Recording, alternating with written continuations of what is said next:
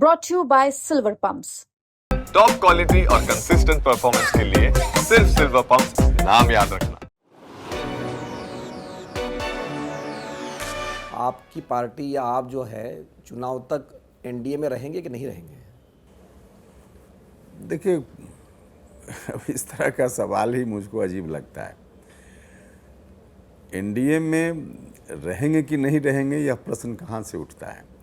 अलग बात है कि कुछ लोग इस तरह की भ्रांति फैलाने में लगे रहते हैं, और मैं मानता हूं कि इस तरह की भ्रांति जो लोग भी फैलाते हैं, खासकर मेरे बारे में, तो कहीं ना कहीं मेरे खिलाफ काम करने वाले लोगों की टीम में शामिल होते हैं, तो इसलिए ऐसी बात करते हैं। वरना कहीं से कोई कन्फ्यूजन नहीं है। एनडीए में हम हैं और एनडीए में रहेंगे। नहीं, ये सवाल उपेंद्र जी इसलिए भी उठता है क्योंकि पिछले 10 वर्षों में अलग अलग चुनाव में आप अलग अलग गठबंधन में रहे। 2014 में आप एनडीए में थे, 2019 में आप यूपीए में थे, फिर आप एनडीए में आ गए। इसलिए ये सवाल इस बार भी उठ रहा है कि कहीं आप नाराज़ चल रहे हैं और आप वापस अलग हो सकते हैं, इसलिए ये बात। नहीं, फिर अलग होने का कोई तो आधार होता है। आप कह रहे हैं कि नाराज़ चल रहे हैं, नाराज़गी की बात कहाँ से आ गई? कोई कारण तो हो नाराज़ होने का, तो नाराज़गी का कोई कारण नहीं है तो फिर ऐसी बातों की चर्चा का कोई मतलब नहीं है। नहीं, ये जो कारण आप कह रहे हैं कि कारण क्या है, तो कारण मैं आपको बताता हूँ। आपका एक पिछले दिनों एक बयान आया कि अगर नाव डूबेगी तो हम अकेले नहीं डूबेंगे, सब डूबेंगे। तो इसके लोगों ने बहुत मायने लगाए, तो इसके क्या मायने थे? आप कहना क्या चाहते हैं? अब जो मायने लगाने वाले लोग हैं उनकी विद्वता पर मुझको तरस आती है।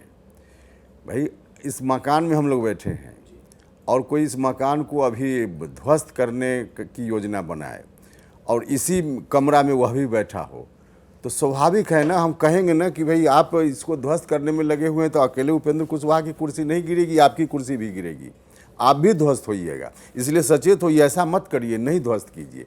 तो इसमें फिर हम इस बात को लेकर के कोई कहे कि नाराज़ हो गए, स्वाभाविक सी बात है ना।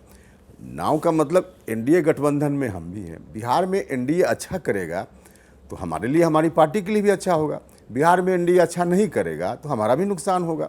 तो इसमें कहाँ कोई अर्थ अलग से लगाने जैसी बात हो गई। पर नाव में छेद करने की बात आई कहाँ से? मतलब नाव तो एकदम बढ़िया चल रही थी। नहीं, नाव बढ़िया चल रही है, लेकिन लोकसभा का चुनाव जो हुआ उसका अनुभव भी तो हम लोगों के पास है। पूरे बिहार में नाव बढ़िया चली, और शाहबाद और मगध का जो कुछ हिस्सा है उसमें नाव में क्या हो गया और क्यों हुआ तो कोई महागठबंधन के चलते नहीं हुआ। महागठबंधन की कोई राजनीतिक औकात उस इलाके में भी नहीं है, आज भी न तब थी कि एनडीए का बाल भी बांका कर सके। लेकिन एनडीए के ही कुछ लोग, एनडीए का मतलब हम कोई पार्टी पर नहीं कह रहे हैं, कुछ इंडिविजुअल लोग हैं, उनके रवैया के कारण ऐसी स्थिति हो गई कि पूरा शाहबाद साफ हो गया, मगध का अधिकांश हिस्सा साफ हो गया। तो इसके कारण हमने कहा कि भाई पुराना जो अनुभव है उसको, उस अनुभव से कुछ तो आगे के लिए सीखिएगा, और आगे के लिए सीखिएगा तो अच्छा रहेगा।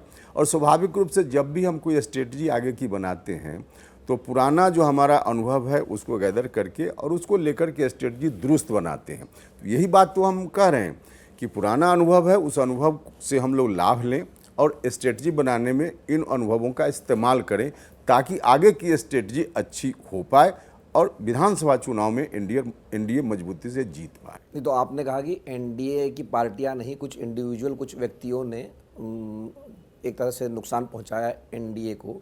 मैं सीधे आता हूं, जो आपका पिछले बार का लोकसभा चुनाव हुआ था, तो आप किसको जिम्मेदार मानते हैं कि क्या कारण था आपके हार का वहाँ पर? देखिए, आर.के. सिंह जी तो भारतीय जनता पार्टी के नेता हैं, उस वक्त मंत्री भी थे जब चुनाव लड़ रहे थे। उनका बयान आया है ना, उसको देख लीजिए। और उनका बयान क्या, एक एक व्यक्ति बिहार का जो भी थोड़ा सजग है राजनीति के प्रति, वह जानता है कि क्या कारण हुआ। तो सब लोग को मालूम है, आपको भी संभवतः मालूम होगा। जिस सवाल का जवाब आप हमसे पूछ रहे हैं, इसका उत्तर आपको पहले से मालूम होगा।